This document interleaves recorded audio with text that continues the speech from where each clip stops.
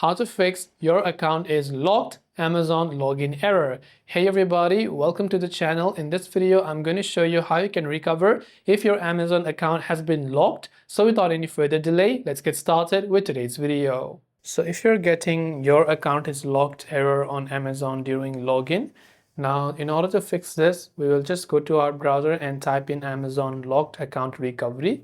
When we do that, we'll find the first link that says regain access to an account on hold, which also means to a locked account.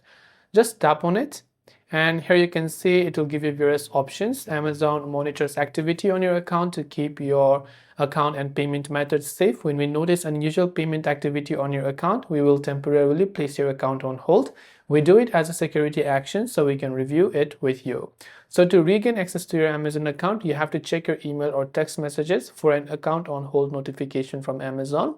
Then you can try to sign into your Amazon account. When you do that, you'll find a form. So you have to complete the form and include any necessary attachments to prove that the account belongs to you. Then after that, only Amazon will give you access to your account. You must also understand that Amazon does this for your own security. So I hope that this video helped you out. If you have got any further questions, feel free to leave them down below. As always, thanks for watching till the very end and see you soon in the next video.